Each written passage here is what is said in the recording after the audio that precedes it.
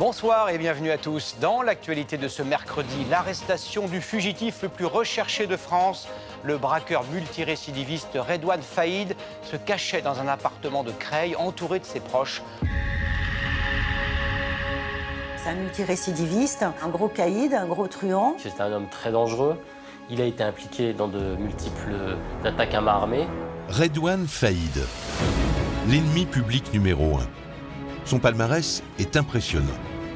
3 braquages de fourgons blindés. Séquestration, vol avec violence. Tentative de braquage qui a causé la mort d'une policière. Et 2 évasions, dont la dernière en hélicoptère est entrée dans les annales. Alors, qui est Redouane Faïd? Pourquoi est-il devenu l'un des voyous les plus célèbres de France? Comment les policiers ont-ils réussi à mettre un terme à sa carrière hors du commun?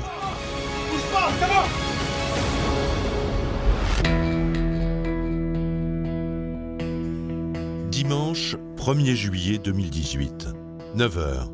Stéphane Buis, 65 ans, arrive à l'aérodrome de Logne où il travaille.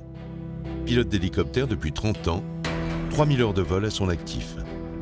Il est reconnu comme un pro de la discipline. Le pilote d'hélicoptère a rendez-vous avec 2 clients. Ces 2 hommes, il les reconnaît puisque quelques jours avant, il les a emmenés pour le baptême de l'air du fils de ce monsieur et il les a trouvés très, très sympas. Les clients ont tellement aimé l'expérience qu'ils ont réservé un nouveau vol. Mais en arrivant, ils ont une demande étonnante. Ils veulent pas le petit hélico ordinaire, ils veulent un plus gros, un Alouette 2. Ils veulent absolument monter dans cette Alouette. Lui, il ne comprend pas, puisqu'il n'a jamais de demande de ce type. L'Alouette 2, trop grand, trop ancien, n'est pas adapté à un baptême de l'air. Stéphane refuse, d'autant que l'hélicoptère n'a pas suffisamment de carburant. Mais subitement, les 2 hommes changent de ton et deviennent agressifs. Les 2 inconnus, en fait, insistent, sortent les armes et le menacent. Stéphane Buis est sous le choc. Manifestement, ses clients ne sont pas venus pour un baptême de l'air. Ils le tiennent maintenant en joue avec leurs armes et ils continuent à le menacer. Il lui explique qu'ils ont laissé un complice à son domicile et que s'il n'obéit pas, il va s'en prendre à sa famille. Et donc ils vont prendre cet hélicoptère de force par la violence. Le pilote est terrorisé. Sous la contrainte, il est emmené jusqu'à l'hélicoptère et il est obligé de décoller. Les 2 hommes l'informent alors de leurs intentions.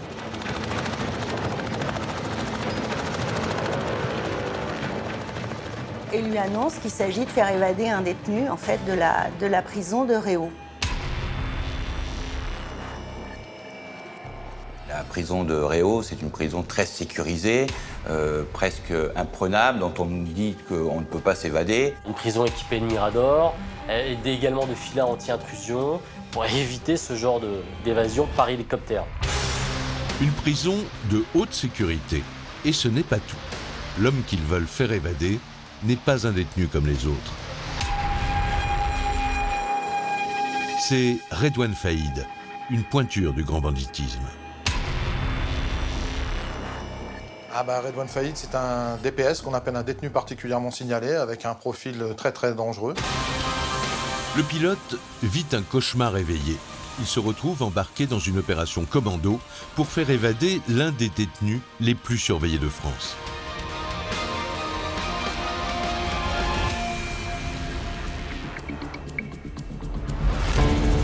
Dans l'hélicoptère, la tension monte. Après quelques minutes de vol, les 2 hommes ordonnent à Stéphane d'atterrir. Il s'aperçoit que des complices les attendent au sol. Là, il le force à couper le moteur et à se mettre la tête sur le tableau de bord pour surtout pas regarder ce qui se passe. Il comprend qu'ils sont en train de monter du matériel dans son hélicoptère puisqu'il entend comme des sacs qui sont transportés d'une voiture à l'habitacle de son hélicoptère. Le pilote entend mais ne voit rien. Il espère qu'en obtempérant, les hommes lui laisseront la vie sauve. Mais le sort va s'en mêler quand les malfaiteurs exigent de redécoller. Il ne peut plus démarrer. Il n'arrive plus à démarrer l'Alouette. Donc il y a un vent de panique qui s'empare un peu de l'appareil. Ces preneurs d'otages vont se mettre en colère, en tout cas. Ils vont le frapper. Stéphane reçoit de violents coups de crosse sur la tête. Il s'évanouit quelques secondes, immédiatement secoué et relevé par les malfaiteurs. Il se dit que s'il ne réussit pas à redécoller, ben, ça va être sa fête, quoi. Il a pensé qu'il allait y passer, quoi, qu'il allait mourir. Stéphane n'a pas le choix. Il doit réussir à redémarrer l'hélicoptère. C'est une question de vie ou de mort. Il insiste, il insiste, il insiste.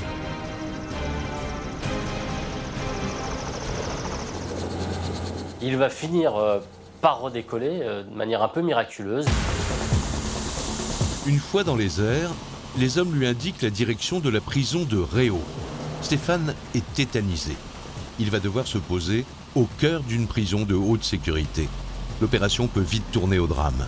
Mais il va découvrir que les malfaiteurs ont tout planifié avec une précision diabolique. Il y a un seul endroit où les malfaiteurs, le pilote peut se poser, c'est la cour d'honneur. C'est le seul endroit de la prison où il n'y a pas de filet. Il n'y a pas de filin, il n'y a pas de sécurité. Et il arrive à se poser là. La cour est étroite. Seul un pilote aguerri peut y faire atterrir un hélicoptère. Stéphane comprend que c'est pour son expérience que les malfaiteurs l'ont choisi. Une fois au sol, le pilote aperçoit avec angoisse les gardiens sur les miradors. Il est persuadé qu'ils vont lui tirer dessus. Les gardiens sur les miradors, ils ont consigne de ne pas tirer. Surtout sur un hélicoptère, parce que l'hélicoptère peut exploser. Dans la plupart du temps, le pilote d'hélicoptère, c'est un otage. Donc on ne peut pas mettre la vie d'un otage en danger. Sitôt posés, les hommes du commando entrent immédiatement en action. Et leur opération est réglée au millimètre. Les types sortent avec des pistolets mitrailleurs, jettent des fumigènes dans la cour pour brouiller en fait la vue des caméras de surveillance. Il se dirige assez précisément à l'extérieur de la prison pour accéder à une porte. Pas n'importe quelle porte d'ailleurs, parce que cette porte, visiblement, il faut la connaître. Elle est très peu utilisée. Avec une disqueuse thermique, ils ont scié tous les gonds en 2 temps, 3 mouvements. Quand la porte cède, c'est le face-à-face. Les hommes du commando se retrouvent nez à nez avec les surveillants de la prison. Dans un premier temps, c'est la stupéfaction pour tout le monde, de se dire mais qu'est-ce qui se passe, qu'est-ce qui va arriver? Les surveillants, eux, la première décision, c'est de se protéger, avant tout, et de ne pas prendre de risques. C'est pas compliqué, hein. Quand vous avez 2 types armés jusqu'aux dents avec Kalachnikov, on se pose pas de questions, quoi. Les gardiens, eux, ne sont pas armés. Face à ce commando ultra équipé, ils se retranchent derrière leur poste protégé. Les malfaiteurs pénètrent dans la prison. Là encore, ils n'ont rien laissé au hasard. Derrière la porte qu'ils ont fracturée, le parloir. Et c'est l'heure des visites. Redouane Faïd est avec son frère Brahim, il est au parloir. Redouane Faïd est là, il les attend évidemment. Du parloir à l'hélicoptère, il n'y a que quelques dizaines de mètres, hein. Donc ils attrapent Redouane Faïd, sans un mot, sans rien, ils l'extraient des parloirs et il court, hein. Ils embarquent Redouane Faïd. Tout le monde remonte dans l'hélico. L'hélicoptère décolle sous les applaudissements des autres détenus. Comme en témoigne cette vidéo enregistrée par un prisonnier. Une fois qu'il a redécollé de Réau, ils vont parcourir quelques kilomètres pour atterrir dans un champ du côté de Gonesse dans le Val d'Oise. Redouane Faïd et ses complices ont réussi l'impossible. S'enfuir de cette prison réputée inviolable. Ils disparaissent au volant d'une voiture et abandonnent le pilote sous le choc, mais en vie. C'est quelqu'un qui est totalement traumatisé, qui a eu très très peur. Il a été malmené, il a été roué de coups. Psychologiquement, ça a été un enfer pour lui. Une évasion spectaculaire, exécutée sans un coup de feu, en un temps record, digne du meilleur scénario de polar. C'est une évasion très bien préparée, très méthodique, très organisée. C'est une opération millimétrée, une opération commando qui n'a duré que 10 minutes. Redouane Faïd a réussi son coup. Un coup de maître. Mais ça n'est pas encore gagné. Dorénavant, il a tous les policiers de France à ses trousses. Il est devenu l'ennemi public numéro 1.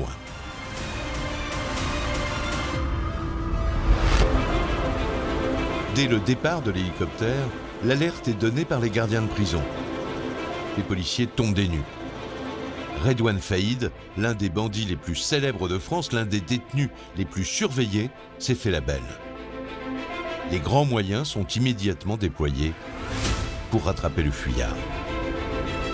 Branle-bas de combat, la police met 3000 fonctionnaires sur les basques de Redouane Faïd. Il va y avoir des barrages, des filtrages qui vont être mis en place. Ça se passe très très vite, effectivement, maintenant une poignée d'heures, sa tête s'affiche partout et il est l'homme le plus recherché de France.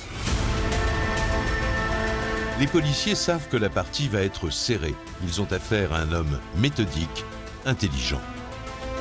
Il faut l'attraper au plus vite car s'il quitte la France, il sera difficile, voire impossible à retrouver. Pour mettre toutes les chances de leur côté, une brigade d'élite réputée infaillible se charge de diriger l'enquête.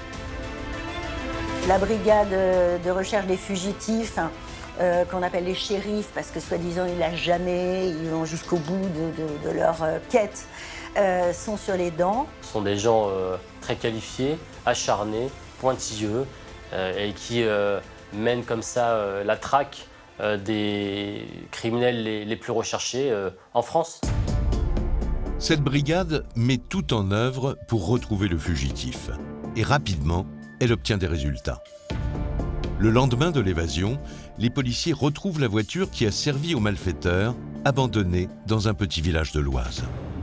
Puis, quelques jours plus tard, à proximité, ils découvrent un sac de sport abandonné. Il y avait des armes, mais aussi du matériel, des gilets pare-balles, des cagoules. Ce qu'ils arrivent à déterminer, c'est que c'est bien le matériel qui a été utilisé pour l'évasion de Redouane Faïd. Donc en fait, Redouane Faïd, il est suivi à la trace un peu comme le petit poucet, quoi, hein. Il y en a un peu partout. Pour les enquêteurs, ces éléments sont précieux. Ils pourraient révéler l'ADN des complices de Redouane Faïd et permettre de les identifier.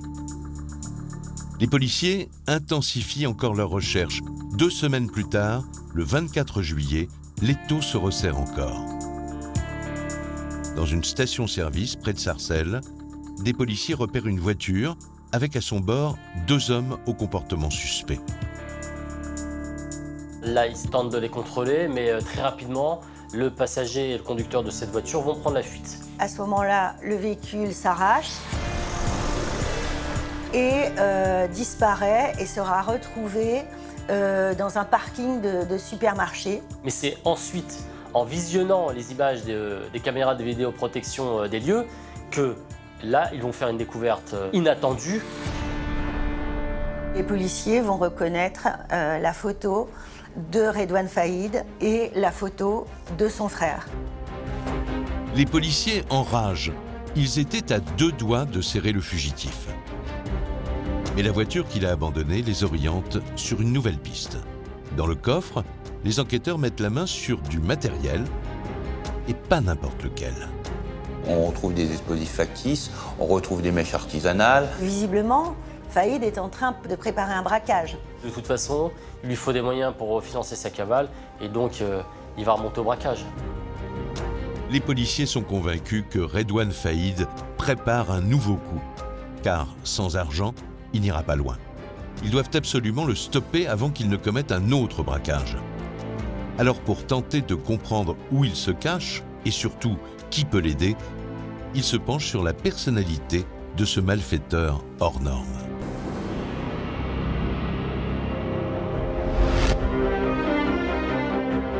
Tout commence en 1972.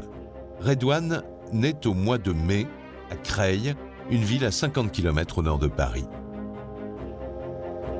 C'est une ville ouvrière, populaire, industrielle, mais plutôt prospère. Il y a le plein emploi, les usines tournent à plein régime. Le père, Faïd, est ouvrier dans une des usines de la ville et la mère s'occupe de ses 11 enfants. Ils habitent dans une cité HLM de Creil. Il grandit dans la cité de la Guimère, dans la rue de la Guimère même. C'est un ensemble, un petit ensemble HLM. Et d'ailleurs, les gens l'appellent la Guimère parce que, en fait, ils se connaissent tous, hein, et donc c'est leur quartier. Une cité tranquille où les Faïd sont installés confortablement. L'appartement des Faïd fait 150 mètres carrés, donc en effet ils sont 12, c'est beaucoup, mais c'est quand même un appartement spacieux, neuf, avec tout le confort de l'époque. Il a eu l'enfance d'un petit garçon à Creil, des parents assez âgés, c'était le dernier de la fratrie, donc des parents un peu âgés, une grande famille, mais pas de difficultés économiques. Une famille sans problème, mais avec 11 enfants, les parents ont du mal à garder un œil sur chacun. Avant-dernier de la fratrie, Redouane traîne dans la cité avec ses frères. Il a de mauvaises fréquentations. À 7 ans, il commet son premier délit. Ça commence sa carrière de délinquant par un vol dans un supermarché. Il est accompagné de son frère. Il aurait donc volé un caddie, un chariot avec plein de bonbons, de friandises, etc. Face à sa mère qui découvre le butin, Redouane promet de ne plus jamais recommencer. En vérité, il vient d'attraper le virus. Il choisit le vol dès l'enfance. Il y a un basculement qui s'opère tout de suite. Il dit j'ai un petite adrénaline, un petit sentiment que ça va me plaire. Il y a les premières chaussettes, les premiers bonbons, et puis on se fait pas prendre, donc on va passer aux t-shirts, etc., etc. Et qu'il avait comme une passion enfant pour le vol. Le jeune Redouane est un malin. Avant de piquer dans les rayons, il calcule son coût. Il repère les sorties de secours, les rondes des agents de sécurité. Et son talent suscite vite l'admiration de ses copains de cité. Beaucoup de ses copains d'enfance disent que lui, il était déjà minutieux, il aimait préparer ses coups, que même pour aller voler des chaussettes dans un supermarché, il réfléchissait aux portes de sortie. Ce qui l'intéresse, c'est le beaucoup. C'est justement de gamberger au truc, de trouver la faille, d'être plus intelligent, de démontrer son intelligence là-dedans. Il se réalise là-dedans. Rapidement, les supermarchés ne lui suffisent plus. À l'adolescence, Redouane Faïd passe au cambriolage.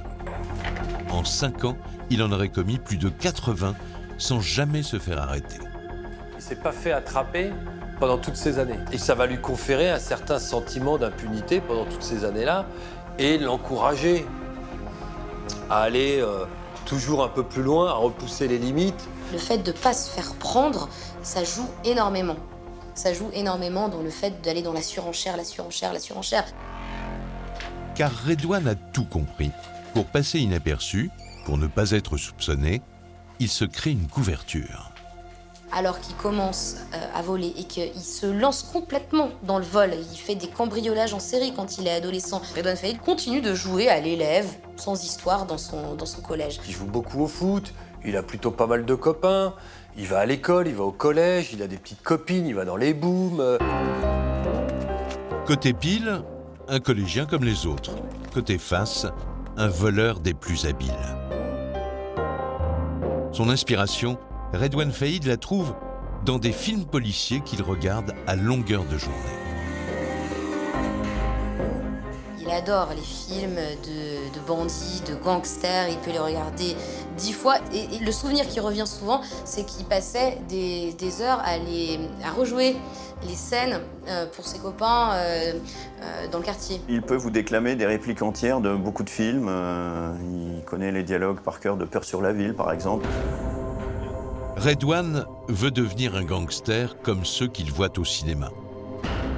Alors il va les imiter. C'est le film Mesrine qui lui sert de modèle pour son premier braquage de banque en 1990. Redouane Faïd a alors 18 ans. il est en terminale. Et il rajoute une ligne à son CV de voyou. Ah bah, quand on passe du cambriolage à la banque, là, ça devient sérieux. C'est-à-dire le braquage de banque, ça reste quand même le baccalauréat du voyou, du braqueur en tout cas. Cette fois, c'est du sérieux. Redouane sait qu'il n'a pas le droit à l'erreur, alors il est encore plus pointilleux que d'habitude. Il prépare le coup en réfléchissant pendant des semaines et des semaines. Tous les matins, avant d'aller au lycée, il note les allées et venues des employés. Il découvre que chaque lundi, à l'ouverture de la banque, il n'y a qu'une secrétaire dans l'agence. C'est le moment qu'il choisira pour agir. Après 3 semaines de préparation, il passe à l'action. Un lundi du mois de mars 1990. Lorsque l'employé arrive, il se précipite sur elle, armé d'un revolver. Il rentre dans la banque et là, en fait, il n'y a pas d'improvisation. Il sort une réplique qu'il a apprise par cœur et qu'il a tirée du film sur Mesrine. Et donc là, il dit tu fais ce que je te dis, c'est pas après toi que j'en ai, c'est pour l'argent de la banque. Pense à tes enfants, allez, tu me donnes la caisse. Il va la braquer, voilà, avec ses mots de cinéma, et puis ça va marcher. En quelques minutes, l'affaire est dans le sac. Bilan, un butin de 240 000 francs, soit 40 000 €. Et Redouane a tout prévu. À peine sorti de la banque, il rejoint son lycée pour éviter tout soupçon. On n'est pas sur un braquage de tête brûlée parce qu'il a été minutieusement préparé et il est dissimulé avec un alibi déjà qui est je suis un lycéen en terminale au lycée de Chantilly sans histoire et je vais en cours le jour de mon braquage. C'est quelqu'un qui a une double personnalité, qui donne le change. Il va en terminale, mais en même temps, bien, je vous dis, il va participer à ce braquage du Crédit du Nord. C'est un garçon qui prépare, qui est intelligent, qui est malin, qui va tout faire pour ne pas se faire prendre. Pour Redouane, ce premier braquage de banque est comme un déclic. Cette fois, il arrête ses études pour se consacrer à la vie de malfaiteur. Pendant 5 ans, il enchaîne les cambriolages et les braquages sans jamais se faire prendre. Ces vols lui rapportent beaucoup d'argent. Et rapidement, il se retrouve à la tête d'une petite fortune.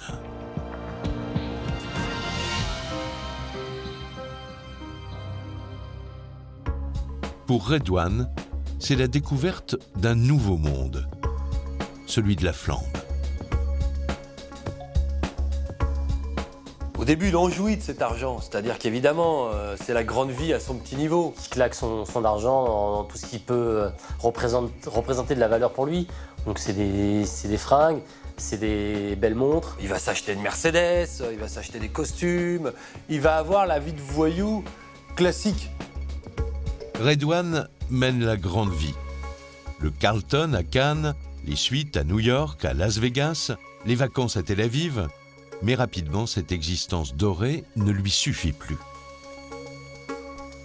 Moi, il me le disait, il me disait, une fois que j'ai eu la Mercedes, une fois que j'ai pu me payer les bouteilles de champagne, bah finalement, j'avais fait le tour du truc et c'est pas le moteur. Lorsqu'il profite de l'argent qu'il a volé, il s'ennuie. Il est en hélicoptère au-dessus de Manhattan avec ses complices, ils vivent la belle vie à New York et lui, il n'a qu'une envie, c'est de se retrouver sur une autoroute ou dans une zone industrielle en banlieue pour faire un cambriolage ou un braquage. Très vite, Redouane tourne en rond. Ce qui lui manque, c'est l'action, la transgression, le shoot d'adrénaline que lui procuraient ces braquages. Il a une vraie addiction à ce sentiment de toute puissance qu'il a lorsqu'il est sur un braquage. Lui, il dit c'est comme une drogue. Il dit vraiment, c'est ce qu'il dit, c'est ces mots, cette sensation, cette impression, il a besoin de la retrouver et il a besoin de se retrouver dans ces conditions-là qui sont des conditions très fortes. Il dit c'est un sentiment de puissance énorme une fois que vous avez fait un braquage. C'est comme une addiction pour un drogué, un alcoolique. Et comme tous les drogués, Redouane doit augmenter ses doses. Les cambriolages, les braquages de banques ne lui suffisent plus.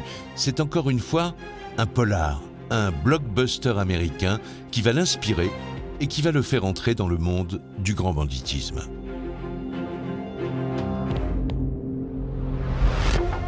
Le 21 février 1996, Redouane a tout juste 25 ans. Et à Paris sort le nouveau film de Michael Mann, Heat, avec Robert De Niro et Al Pacino. Un face-à-face entre un inspecteur de police et un braqueur qui fascine Redouane Faïd. Il va prendre une claque, voilà, en se disant c'est une leçon de braquage. Il va le dire lui-même, c'est une leçon de braquage. Il va retourner le voir et le revoir et le revoir plus de 10 fois pour regarder comment ils font. Bah, c'est le mode d'emploi. Il voit le mode opératoire. Il s'est dit c'est vrai que c'est comme ça qu'on peut agir, c'est comme ça qu'on peut faire. Ça peut marcher. C'est surtout la première séquence du film, l'attaque d'un fourgon blindé, qui captive Redouane Faïd.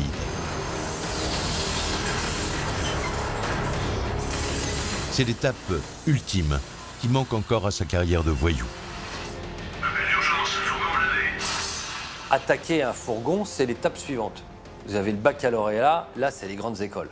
Là c'est Polytechnique. Ils pensent pouvoir entrer aussi dans le Gotha du grand banditisme en passant au braquage de fourgons blindés. C'est la discipline la plus compliquée, c'est l'épreuve ultime, c'est les JO du braquage. Donc un fourgon blindé, voilà, vous attaquez un truc qui est a priori imprenable, il y a des hommes armés dedans, c'est blindé, ça circule, c'est mobile, c'est une attaque militaire, c'est un commando. Attaquer un fourgon blindé devient l'obsession de Redouane Faïd. Cette fois, il sait qu'il va devoir se surpasser, préparer son opération avec encore plus de minutie que d'habitude. Premièrement, il choisit son équipe. L'équipe, il a constitué avec des copains de braquage avec qui il a déjà éprouvé, qui se sont déjà entendus, comme une équipe de foot qui s'est déjà entraînée. C'est ses amis d'enfance avec qui il a fait les coups et avec qui il s'est expérimenté, avec qui il est allé au braquage. Mais ça n'est pas suffisant. Redouane Faïd le sait, pour cette opération difficile, il n'y a aucune place pour l'improvisation. Il doit sélectionner le bon fourgon, celui qui transporte le maximum d'argent. Une information qu'il obtient en soudoyant à un convoyeur de fonds. Mais ce n'est pas tout. Il va falloir récupérer, je vous dis, des armes, des voitures, des planques. Il va falloir y passer des semaines à observer tout ça. Le fourgon, vous avez fait son parcours des dizaines de fois et tout est noté. Et chacun a un rôle très précis. Rien n'est absolument laissé au hasard. Mais ce qui pose surtout problème à Redouane Faïd, c'est la façon dont il va stopper le fourgon. Toute la difficulté dans un fourgon blindé, c'est de l'immobiliser. Parce que ça pèse des tonnes, parce qu'une fois que ça rue, c'est pire qu'un éléphant. Si vous n'arrivez pas à le bloquer, il va vous défoncer les voitures, il va réussir à s'échapper. Donc c'est un char d'assaut. Mais Faïd va trouver la faille. Le seul point faible de ces fourgons, ce sont les roues qui ne sont pas blindées. Et c'est là qu'il portera l'attaque.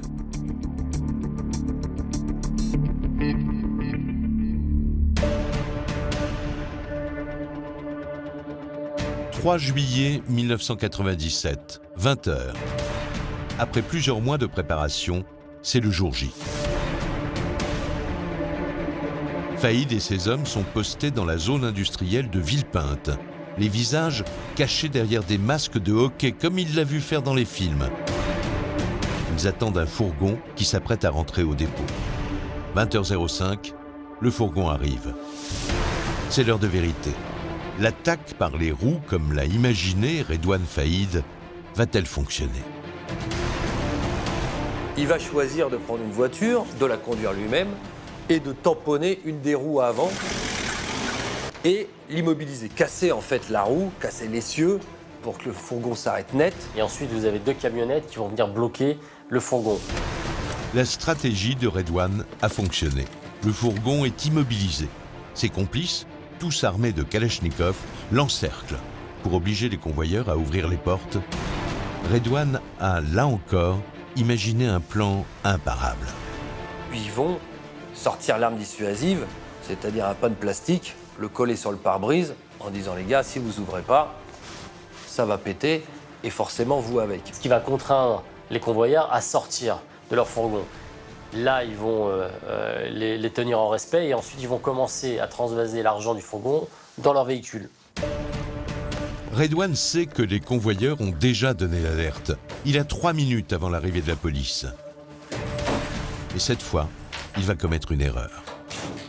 Le problème, c'est qu'il y a tellement de sacs de pognon dans le fourgon qui veulent tout transvaser dans leur véhicule. Donc le temps qu'ils transvasent l'ensemble des fonds, il y a là il y a une patrouille de police qui arrive déjà sur les lieux, une patrouille de la BAC. La police arrive, il y a un des acolytes qui va tirer en direction de cette voiture de police. Les policiers vont riposter, il y a une fusillade.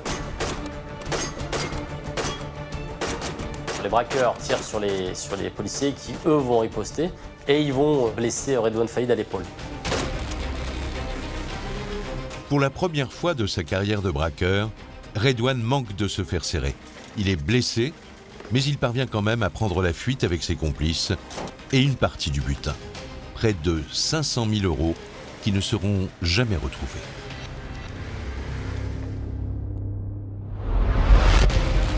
La police commence immédiatement son enquête. Qui est cette bande qui s'en prend à un fourgon blindé? Sûrement pas des débutants. Avec le sang que l'un d'entre eux a perdu, les enquêteurs sont persuadés de l'identifier rapidement. Mais ils vont déchanter. Redouane, malgré son impressionnant palmarès, n'a pas de casier. Son ADN ne leur est d'aucune utilité. Les policiers vont passer beaucoup de temps sur cette affaire. Ils mettront plus d'1 an à coincer Redouane. Et c'est un indique qui leur balancera son nom. Les policiers n'ont plus qu'à aller le cueillir.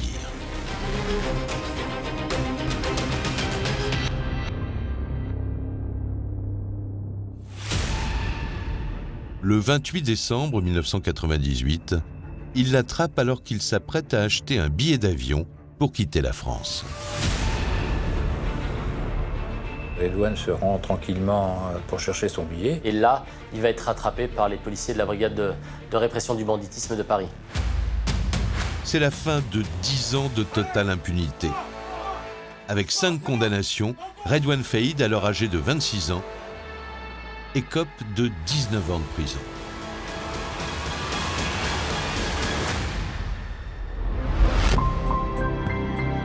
Dix ans plus tard, en juin 2009, Redouane Faïd, 37 ans, retrouve sa liberté. Grâce aux remises de peine et grâce à un comportement exemplaire, il n'a fait que la moitié de sa peine. Au bout de 10 ans de détention et 2 mois, Redouane Faïd ressort pour bonne conduite. Vu toutes les condamnations qu'il avait eues, pouvoir sortir au bout de 11 ans conditionnels, c'est une décision assez exceptionnelle. Redouane Faïd tente de reprendre une vie normale. Pendant sa détention, il s'est marié avec une de ses anciennes copines. Il trouve même un emploi dans une entreprise d'intérim. Mais Redouane a un rêve qu'il n'arrive pas à oublier. Enfant, il s'était promis de devenir un gangster célèbre. Une rencontre va le mettre sous les feux de la rampe. Quelques mois après sa sortie de prison, il prend contact avec un journaliste qui a écrit un livre sur le grand banditisme. On a publié un livre dans lequel il est évoqué et il nous contacte avec Jérôme Pierrat parce qu'il considère qu'il y a eu une approximation dans ce qu'on a dit. On se retrouve pour un déjeuner où on commence gentiment à faire connaissance. Voilà, comme ça, c'est comme ça que je le rencontre. Il est à l'opposé de tous les clichés qu'on peut avoir sur ce qu'on appelle le braqueur de cité. Donc surtout quelqu'un de très présentant bien, de très cultivé, parlant bien, de très affable, avec beaucoup de charisme. Un grand type, assez costaud, plutôt bien mis de sa personne, très élégant, souriant. C'est pas du tout la description d'un voyou tel qu'on l'imagine. Le journaliste et l'éditeur sont sous le charme et ils lui font une proposition. Écrire un livre sur son histoire. Je me dis, tiens, je tiens un bon spécimen, c'est-à-dire un type qui a un parcours légitime là-dedans, crédible. C'est pas un Mickey, comme on dit, enfin un type qui s'inventerait, ou un mythomane qui s'inventerait une carrière criminelle. On décide de raconter les souvenirs d'une carrière déjà bien remplie. Et très vite, il donne son accord. Et nous commençons le travail avec des entretiens répétés, fréquents avec lui pendant plusieurs mois. En septembre 2010, le livre sort et c'est immédiatement un succès médiatique. Il y a une curiosité pour ce personnage, effectivement, qui est assez atypique et qui est très loin des clichés qu'on a sur ce type de gangster. La télévision, il est à l'aise. Alors, il est un peu insolent de temps en temps. Il est joueur, il est un peu malicieux, il est taquin. Partout où il passe, eh bien, il va séduire les gens. Moi, il m'a séduit, il a séduit les journalistes. Les banques, vous en avez braqué combien en tout? Alors, officiellement, j'en ai braqué qu'une, puisque j'ai été condamné que pour une banque. On m'a soupçonné d'en avoir braqué une trentaine, mais bon, ça, c'est que des dires et des racontars. Ouais, bon, enfin bon, quand on lit votre livre, vous racontez vous-même qu'il y a eu pas mal d'expériences et on comprend que... Exactement. Ouais. Sur le plateau, il est très à l'aise d'emblée. On voit qu'il sait se mettre au niveau de son interlocuteur, en fonction de son interlocuteur. Ça m'a frappé. C'est une marque évidemment d'intelligence, de manipulation aussi. Il y a une forme de charisme qui est incontestable. Ce sont les films et les livres qui vous forment. C'est ça votre grande expérience. Vous pensez bien que quand vous êtes un voleur, vous n'allez pas vers Pretty Woman ou les films romantiques, quoi. Vous allez plus vous diriger vers les films de gangsters qui vous parlent. Non, mais c'est vrai. C'est assez terrifiant. Regardez le film, c'est terrible de dire ça, mais le cinéma a été pour moi un mode d'emploi pour braquer. Il utilise son intelligence, son charisme pour essayer de manipuler les gens, ça c'est très clair. Pour Redouane Faïd, c'est une occasion inespérée. Il est enfin dans la lumière et il y met tout son talent. À chaque journaliste, il jure, les yeux dans les yeux, que pour lui les braquages, c'est terminé. Sa vie de gangster est derrière lui. Et c'est une tâche qui est définitivement tournée aujourd'hui, ça vous pouvez le jurer, vous ne retomberez jamais. En tout cas, ce que je sais, c'est que mes démons ne sont pas endormis, mais sont complètement morts. D'accord. De ce passé, il ne veut plus en entendre parler. Il veut aussi que ce soit un exemple pour d'autres. Et il se dit que ça y est, pour lui c'est terminé, il a commis des erreurs, mais que maintenant il a décidé de se racheter. Moi, je vais vous dire, je l'ai interviewé, j'ai cru qu'effectivement il voulait changer de vie et qu'il était dans la rédemption. Et Redouane n'a peur de rien. Il pousse l'audace jusqu'à se rendre à une conférence de Michael Mann, le réalisateur de Hit, pour lui témoigner son admiration. Première question, allez. Je suis un ancien gangster, malheureusement je m'en vante pas. Je viens de faire une dizaine d'années de prison, j'ai attaqué des fourgons blindés, des bijouteries, des banques. Alors ma question en fait, elle est simple, c'est est-ce qu'il a conscience qu'il y ait des gangsters qui puissent s'inspirer de son cinéma? Parce que moi ça m'est arrivé, ma femme le déteste. Ce culot séduit. Après tous ses passages à la télévision, Redouane croule sous les propositions. Là, le gars, devant lui, c'est le cinéma. Il y a des scénaristes qui viennent le voir, il y a des producteurs, il y a des acteurs, il y a des projets qui sont concrets. Il a des projets dans le cinéma, dans la télévision, pour être conseiller technique, consultant, comme le sont d'anciens braqueurs dans les films qu'il admire tant. Le cinéma. Pour Redouane Faïd, fan depuis toujours des films de gangsters, c'est un rêve de gosse qui se réalise. Mais cette nouvelle carrière s'arrête avant d'avoir commencé. Une enquête policière va révéler que la rédemption de Faïd n'est que de la poudre aux yeux. 4 mois plus tôt, au mois de mai 2010, pendant que Redouane Faïd est en plein dans l'écriture de son livre, un fait divers secoue la France. Bonsoir et bienvenue à tous. Les grands titres de l'actualité. Course-poursuite sanglante ce matin dans le Val-de-Marne. Une policière municipale est entre la vie et la mort après avoir été touchée par les tirs de 5 malfaiteurs. La chasse à l'homme se poursuit pour retrouver les agresseurs. La fusillade s'est déroulée le matin même en banlieue parisienne, à Villiers-sur-Marne. Il est 9h15 quand des policiers en patrouille effectuent un contrôle de routine sur une fourgonnette. Ils sont arrêtés à un feu et devant eux, il y a un fourgon blanc. Et ce fourgon blanc appelle leur attention. Et en fait, les policiers sont intrigués par des impacts de balles sur la carrosserie de cette camionnette blanche. Alors que le policier s'approche pour un banal contrôle, le conducteur a une réaction imprévue. Quand il arrive à l'arrière de la porte passager du fourgon, le fourgon démarre. En même temps. Et là s'ensuit une course-poursuite assez hallucinante sur plusieurs kilomètres sur l'autoroute. Soudain, un homme ouvre la porte arrière de la camionnette et ouvre le feu sur la voiture de police. Le tireur tire avec une Kalachnikov, il est intégralement vêtu de noir, il a un gilet pare-balles et il a une cagoule. Et là, on va assister à une véritable scène de guerre. Le véhicule de police, il est criblé de balles. Il y a des balles partout, il y a un pneu cassé et il y a des impacts de balles partout. C'est un miracle si ces deux policiers n'ont pas été touchés. Vu la violence des tirs répétés sur la voiture des policiers, ils vont être obligés d'abandonner cette poursuite. Et donc les occupants et le conducteur de cette fameuse camionnette, eux, vont réussir à prendre la fuite. Les policiers tentent de riposter, mais ils sont impuissants face à l'armement lourd des gangsters. Ils abandonnent la poursuite. Quelques kilomètres plus loin, la fourgonnette quitte l'autoroute. Elle sort à Villiers-sur-Marne et elle s'arrête à 100 mètres de la sortie, près d'un carrefour, où les passagers vont décider de braquer des automobilistes pour partir avec un autre véhicule. Et tous s'apprêtent à monter dans la Hyundai en vue de continuer leur périple et de prendre la fuite. Ces deux véhicules arrêtés au milieu de la route attirent l'attention d'une patrouille municipale. À son bord, une policière, Aurélie Fouquet, et son équipier, Thierry Moreau. Ils pensent à un accident, ils ralentissent. Et ils se retrouvent quasiment tout de suite, au moment où ils se stationnent, face à deux individus qui se trouvent contre la Hyundai, qui épaulent les armes de guerre dont ils disposent et qui leur tirent dessus. Et là, c'est un déluge de feu. 28 tirs sur la voiture, à hauteur d'homme. Il y aura 16 impacts dans le pare-brise. Il y aura 4 impacts dans l'appui-tête d'Aurélie Fouquet.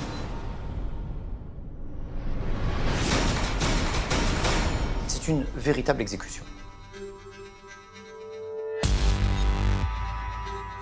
Dès que le feu cesse, Thierry Moreau, le conducteur du véhicule de la police municipale, réussit à s'extirper du véhicule et effectue des tirs de riposte. Un des malfaiteurs est touché et la bande parvient quand même à s'enfuir.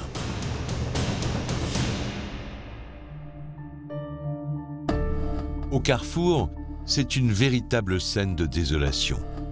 Aurélie Fouquet a reçu plusieurs balles et Thierry Moreau, son collègue, est lui aussi gravement blessé. Aurélie Fouquet, elle est gravement blessée à la tête, elle saigne évidemment abondamment. Elle va pouvoir prononcer quelques mots, ces derniers mots seront pour son fils. Elle demande à Thierry Moreau, elle demande à l'urgentiste qui vient lui porter secours de s'occuper de son fils. Donc je pense qu'elle est à ce moment-là consciente que son état est grave. Très rapidement, on va l'emmener dans un centre de secours. À ce moment-là, il est à peu près 10h30 et malheureusement, elle décédera des suites de ses blessures aux alentours de 19h. Aurélie Fouquet avait 26 ans. Cette jeune policière municipale était la maman d'un petit garçon de 14 mois.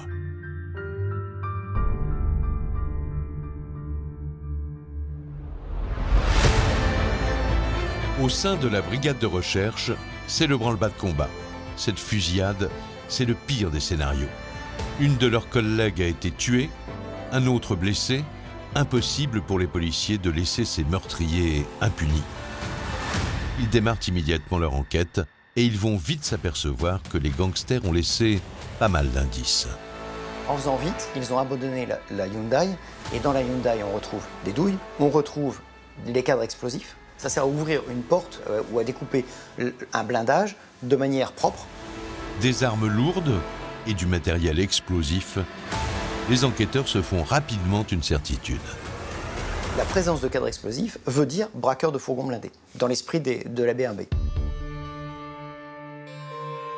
Les policiers sont persuadés qu'ils viennent d'interrompre un braquage de fourgon blindé. Pendant qu'ils continuent à ratisser la scène de crime, une deuxième équipe part récupérer les images de vidéosurveillance. Les caméras sur le trajet de la fourgonnette l'ont sûrement filmé. Et ces images pourraient être précieuses. Sur ce trajet, les policiers vont exploiter toutes les vidéosurveillances possibles. C'est-à-dire qu'ils vont demander au CRS s'il y a des visionnages possibles sur l'autoroute. Ils vont exploiter toutes les stations-service et ils vont exploiter tous les hôtels de la région. Des heures d'images que les policiers scrutent avec la plus grande attention. Les yeux rivés sur l'écran, ils parviennent à identifier la camionnette blanche et ils découvrent qu'elle fait partie d'un convoi. Le véhicule se trouve avec plusieurs autres véhicules. En l'occurrence, un autre utilitaire, un camion et un véhicule qui ouvre la voie, qui est une Mégane. Caméra après caméra, les policiers suivent le parcours du convoi. Ils roulent sur l'autoroute, puis s'arrêtent dans une station-service. Et là, les policiers ont du mal à croire ce qu'ils voient. Le conducteur, après avoir fait le plein, va se rendre à l'intérieur de la caisse de la station-service pour payer. Et à ce moment-là, l'image du visage du conducteur de la Mégane est captée par la vidéosurveillance. C'est là où les enquêteurs vont être extrêmement surpris, en tout cas vont faire cette découverte déterminante, puisque le conducteur de cette voiture n'est autre que Redouane Faïd. Les policiers n'en reviennent pas. Redouane Faïd, le célèbre braqueur de banque et de fourgons blindés, est sorti de prison il y a à peine 1 an. Mais il semble avoir repris du service. Pour les policiers, c'est évident qu'il n'est pas là par hasard et que c'est le cerveau, si l'on peut dire, de cette organisation criminelle. Les enquêteurs se sont rendus compte qu'il existait un dénominateur commun à l'ensemble des individus identifiés et que ce dénominateur commun, c'était la proximité de chacun avec Redouane Faïd. Tous ceux qui vont être identifiés ont une relation avec Redouane Faïd. Et tous sont de Creil, c'est le milieu creillois. Les enquêteurs identifient la majorité des malfaiteurs. 6 mois après la fusillade de Villiers-sur-Marne, ils en savent suffisamment pour procéder aux interpellations. Mais l'un des gangsters a disparu, Redouane Faïd. Le braqueur est en cavale.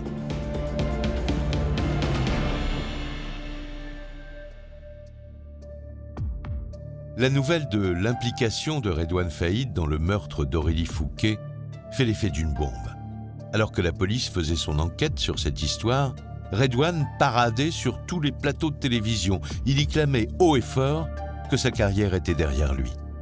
Les journalistes comprennent qu'ils se sont fait berner. Quand j'entends qu'il est impliqué dans l'affaire qui a conduit à la mort d'Aurélie Fouquet, moi je tombe de ma chaise. Je ne voulais pas y croire. Au départ, je ne voulais pas y croire. Je me disais, non, c'est pas possible. Être capable d'une telle dissimulation, être capable de vouloir se mettre en scène comme ça tout en continuant sa vie de braqueur, être capable de ça, qu'est-ce que ça dit du personnage? Ça veut dire qu'il maîtrise parfaitement ce qu'il fait et qu'il va très très loin dans cette manipulation. Une fois de plus, Redouane Faïd a réussi son coup. Sa cavale durera 6 mois. Il est finalement arrêté le 28 juin 2011 par le SRPJ de Lille à la terrasse d'un café. Mais celui qui est désormais connu comme l'as du braquage se prépare à commettre un nouveau tour de force.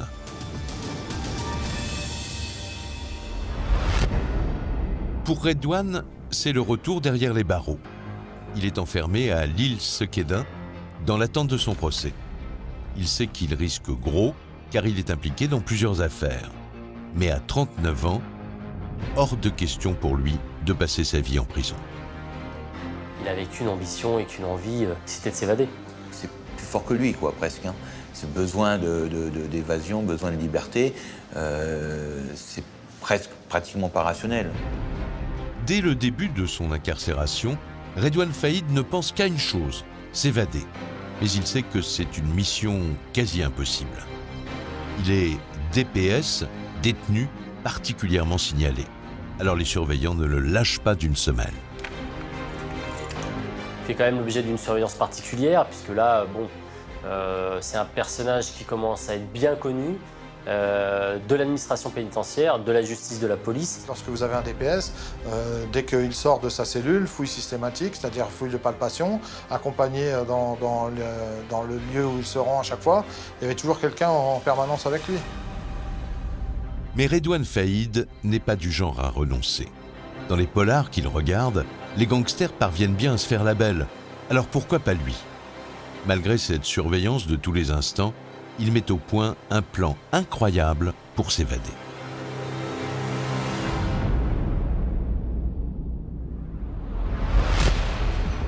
Le samedi 13 avril 2013, à 8 h du matin, Redouane se rend au parloir, filmé par les caméras de vidéosurveillance. Il se prépare pour aller voir son frère au parloir. Il porte un sac de sport. Les surveillants pensent que c'est du linge sale. Et puis très rapidement, il a sorti une arme du sac de linge sale. Et il va donc exhiber cette arme et il va menacer tout de suite cette surveillante et la prendre en otage. Il va se retrouver dans le parloir des familles où il va prendre en otage 3 autres surveillants. On sent quand même que c'est quelqu'un qui est déterminé. Il a dit aux agents à ce moment-là, lors de l'évasion, ne risquez pas votre peau pour 1 500 € par mois. Redouane progresse avec ses otages qu'il utilise comme bouclier humain.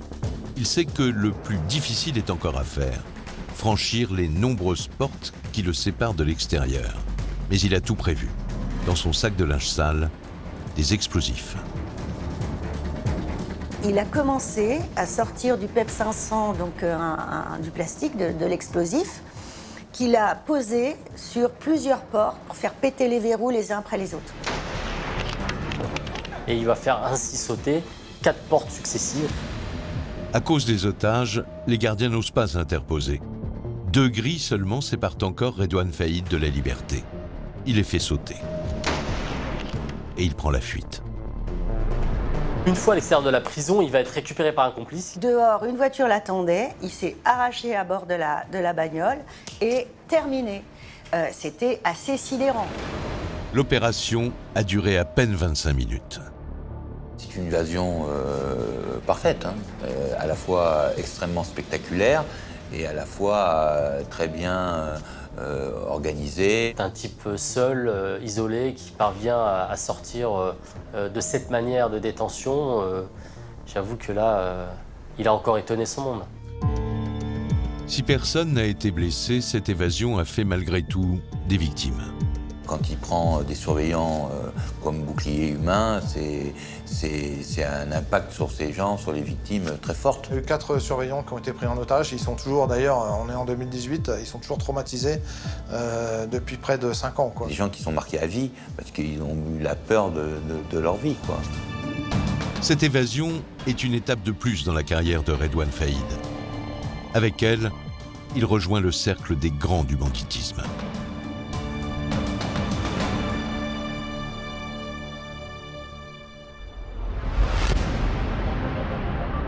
Redouane commence une vie de fugitif. Traqué par toutes les polices de France, il se terre en région parisienne. Il vit d'hôtel en hôtel, mais sa cavale ne dure pas. Le 29 mai 2013, à 3 h du matin, il est arrêté par les policiers. Il y a un renseignement qui est donné et qui permet effectivement de remonter sa piste assez vite. Il va être interpellé par les policiers de la brigade de recherche et d'intervention de l'Oclos dans un hôtel bas de gamme en Seine-et-Marne. Redouane Faïd retourne en prison et les procès se succèdent.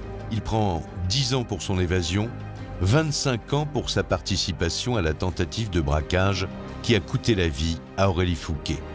Le 1er juillet dernier, Redouane s'enfuit à nouveau.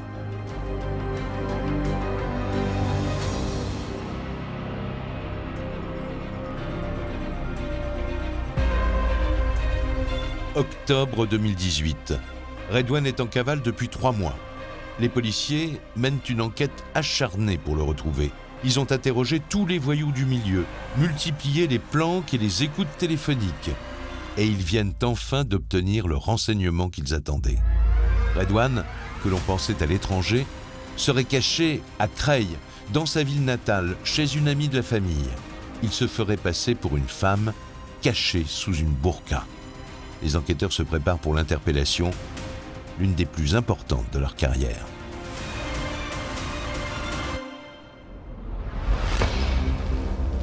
Creil, 3 octobre 2018, 4 heures du matin.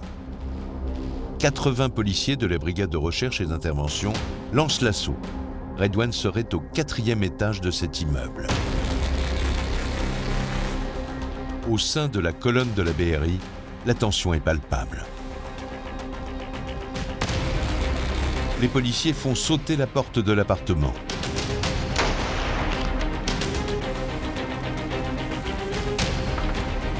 Dans la chambre du fond, Redouane dort, dans son lit. Sur sa table de chevet, 2 pistolets. Il est interpellé dans le calme, avec 6 autres personnes, dont son frère et ses 2 neveux.